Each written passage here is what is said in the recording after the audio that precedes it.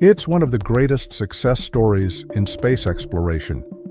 Despite traveling through space since 1977, the two Voyager probes continue their groundbreaking research mission even today. These identical twin spacecraft have now ventured beyond the boundaries of our solar system, giving us an unprecedented glimpse into the vast unknown of interstellar space. But while their achievements are nothing short of extraordinary, there's another side to their story, one that reveals the challenges of operating spacecraft that have been in service for nearly half a century. Voyager 1 in particular recently faced a serious technical issue that nearly silenced it forever.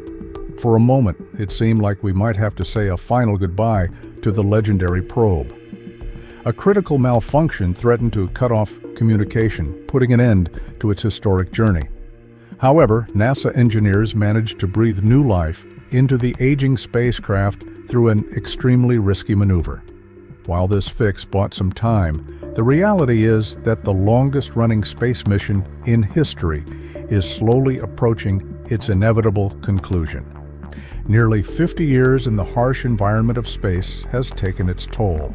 Over the years, both Voyager 1 and Voyager 2 have experienced their fair share of technical troubles. One of the most notable occurred in the spring of 2022, when Voyager 1 began transmitting strange, nonsensical telemetry data back to Earth. Although the spacecraft was otherwise functioning as expected, the data simply didn't make sense. It took NASA scientists several months to identify the source of the problem. The issue? Voyager 1's attitude control system had mistakenly tried to send its data through an onboard computer that had been shut down long ago.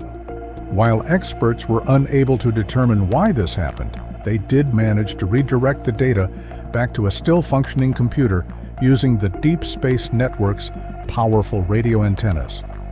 But, as the saying goes, when it rains, it pours. Just a few months later, another major issue surfaced, this time with Voyager 2. A simple mistake caused its antenna to misalign by just 2 degrees, which might not seem like much, but in the vastness of space, it was enough to cause a huge problem. The antenna was no longer pointing toward Earth, meaning the probe's data transmissions were missing their target entirely. The only solution? An interstellar scream. Since Voyager 2 was nearly 20 billion kilometers away from Earth at the time, sending a correction command was no easy task. It took an agonizing 18.5 hours for the signal to reach the probe, and another 18.5 hours for NASA to receive a response. That meant scientists had to wait a full 37 hours to find out whether their desperate attempt had worked. When the long-awaited reply finally arrived, there was a collective sigh of relief. Voyager 2 was back in communication. The Voyager mission has always been about pushing the limits of what's possible, and time and again, NASA engineers have performed what can only be described as technical miracles to keep these aging probes alive. But even after these latest challenges were overcome, the team behind the Voyager program found themselves facing yet another set of obstacles. On November 14, 2023, Voyager 1 made headlines once again when it suddenly lost the ability to properly package and transmit its invaluable data from interstellar space to Earth. The culprit? A defect in the spacecraft's Flight Data System, or FDS, the crucial onboard computer responsible for collecting data from Voyager's scientific instruments and other hardware. Normally, the FDS converts this information into a compact digital packet of ones and zeros before passing it along to the Telemetry Modulation Unit, or TMU, which then beams it back to Earth. But somewhere along this process, something went wrong. The communication link between the FDS and TMU had broken down. As a result, the TMU could only transmit a never-ending loop of meaningless ones and zeros, like a stuck record. NASA engineers immediately jumped into action, attempting to restart the FDS on December 23rd, but the first rescue attempt was unsuccessful.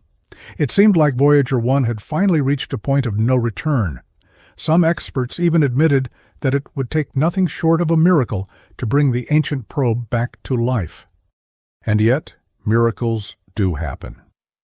In April of this year, NASA finally announced the breakthrough everyone had been waiting for. Voyager 1 was transmitting data once again. But getting to this point had been no easy feat. After months of meticulous troubleshooting, engineers discovered the root of the issue, a defective microchip within the FDS.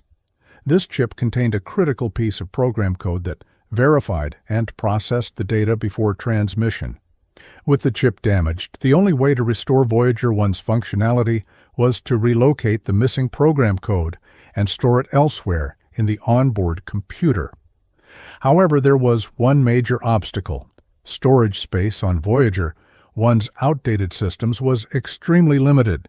The engineers needed to get creative. Instead of trying to fit the program code into one location, they decided to break it into smaller pieces and distribute them across different sections of the FDS.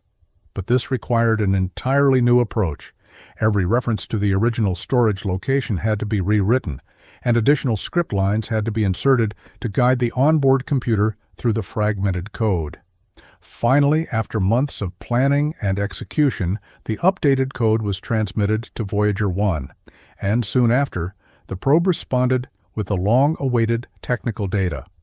Step by step, NASA engineers continued refining the fix, and eventually Voyager 1 began transmitting scientifically valuable data from its interstellar mission once again. But while this was a major victory, NASA wasn't just focused on fixing emergencies. They were also thinking about the future.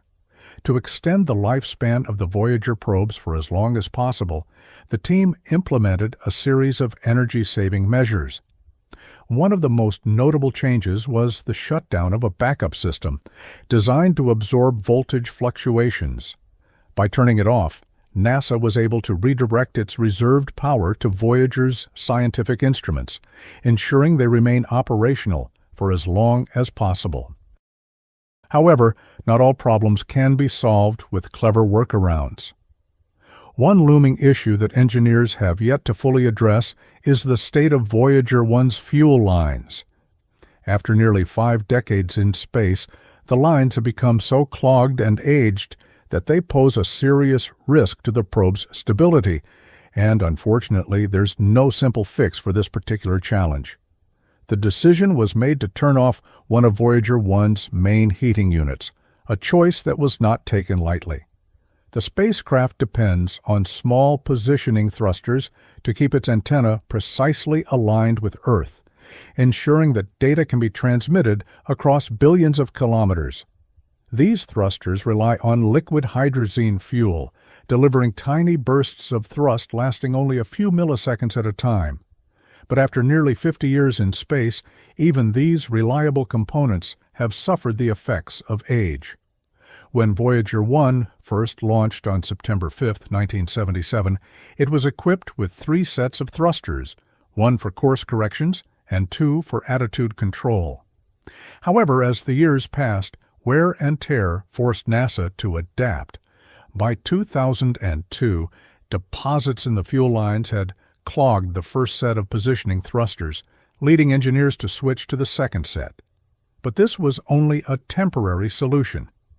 Over time, the second set also showed signs of clogging, prompting another switch in 2018. This time to the third set, originally designed for course corrections rather than fine adjustments. Now, 6 years later, this final set of nozzles is also in rough shape. In fact, the situation is even more critical than before. The course correction thrusters have deteriorated faster than the previous 2 sets. To put things into perspective, the fuel line openings that once measured 0.25 millimeters in diameter have now narrowed to just 0.035 millimeters, less than half the width of a human hair. The risk of complete failure was becoming too great, and NASA had no choice but to act. The only option left was to switch back to one of the earlier sets of thrusters. However, this was far from a straightforward process.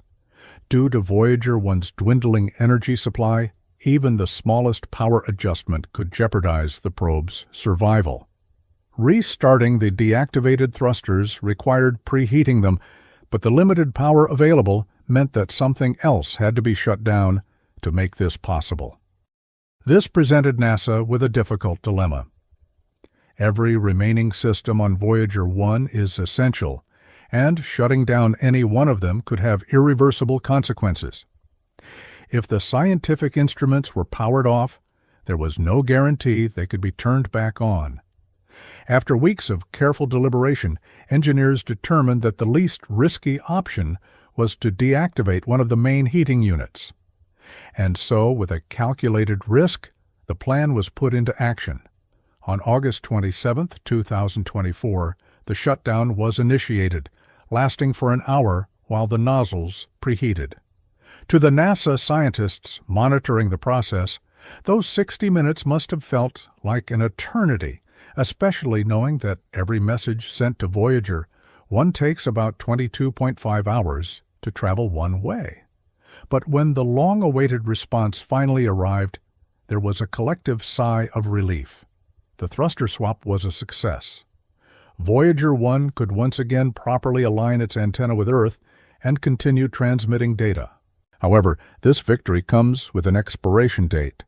The reactivated thruster set isn't in perfect condition. It had already accumulated enough deposits to require its initial shutdown years ago. This means that at some point it, too, will become unusable. Meanwhile, NASA has also had to make sacrifices with Voyager 2. In an effort to conserve power, one of its 5 remaining scientific instruments was recently deactivated. Just like the previous power-saving measures, this step was necessary to extend the probe's operational lifespan. After careful consideration, scientists determined that the plasma sensor was the least critical instrument to keep running.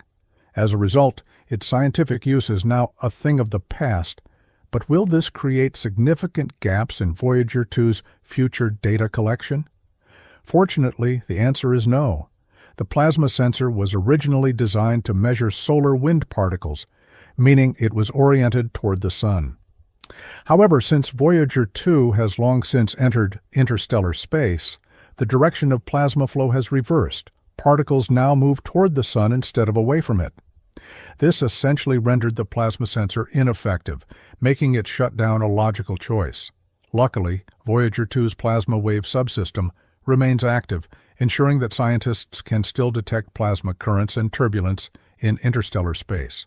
With all of these rescue operations and power-saving strategies, NASA hopes to keep both Voyager probes operational well into the 2030s. And at this point, it's worth remembering that when these twin probes launched in the 1970s, their expected lifespan was only 5 years. Yet, nearly 5 decades later, they are still pushing the boundaries of human knowledge. Even when the day finally comes that Voyager 1 and 2 lose power and fall silent, their journey will not end. They will continue traveling through space, carrying humanity's message for millions, perhaps even billions, of years to come.